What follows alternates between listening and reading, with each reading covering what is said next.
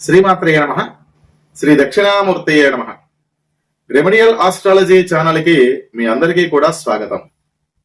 అమ్మవారి యొక్క అనుగ్రహంతో లలితా సహస్రనామాలలో 32వ నామం రత్నగ్రేవయ్య చింతాక లోలముక్త ఫలాన్విత అనబడేటువంటి నామం యొక్క విశిష్టతని మీ అందరికీ తెలియజేసేటువంటి ప్రయత్నం చేస్తాను.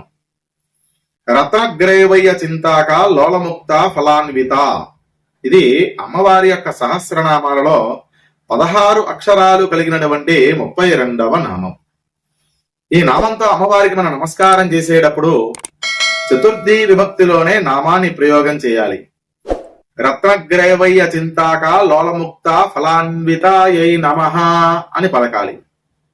ఇక ఈ నామం యొక్క భౌతికార్థాన్ని మనం ఒక్కసారి విశ్లేషణ చేస్తే, రత్న అంటే రత్నముల చేత, గ్రైవేయ అంటే కంఠమునందు ధరించే, చింతాకు అంటే చింతాకు అనబడే ఆభరణముతో, లోల అంటే కదులుచున్న, ముక్తాఫల అంటే ముత్యాల హారంతో, అన్విత అనంటే కూడినది అనేటువంటి భౌతికార్థాన్ని మనం చెప్పుకుంటాం.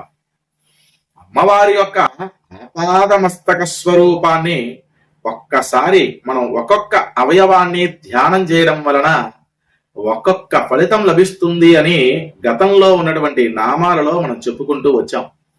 ఉదాహరణకి అమ్మవారి యొక్క జుట్టుముడి కేశపాసాన్ని మనం ధ్యానం చేయడం వల్ల జీవుని యొక్క కర్మబంధం తొలగిపోతుంది అని, హృదయగతమైనటువంటి అజ్ఞానపు ముడులు విడిబడి ప్రజ్ఞావంతులుగా తయారవుతారని సౌందర్య లహరిలో శంకర భగవత్పాదుల వారు ధునోతుధ్వాంతం వాటి విటపినాం అనబడేటువంటి శ్లోకంలో చాలా చక్కగా తెలియజేశారు.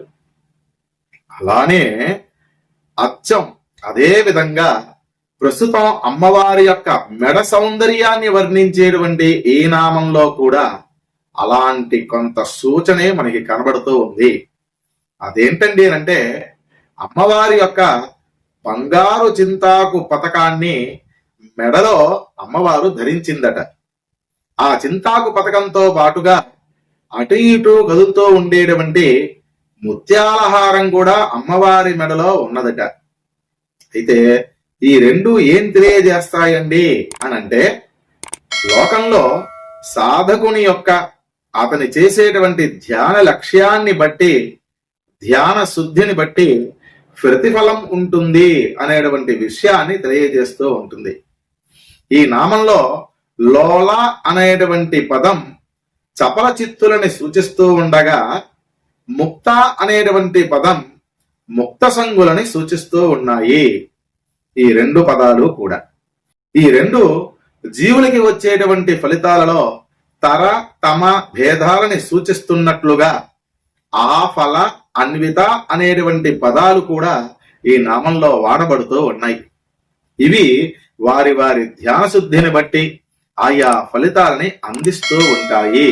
కాబట్టి ఈ నామం ఎవరైతే కనుక మోక్షాన్ని సాధించాలి అని అనుకుంటూ ఉంటారో అటువంటి ధ్యాన పుంగవులకి, తపస్సిద్ధి కలిగినటువంటి తాపసులకి మంచి మోక్ష మార్గాన్ని ప్రసాదిస్తుంది.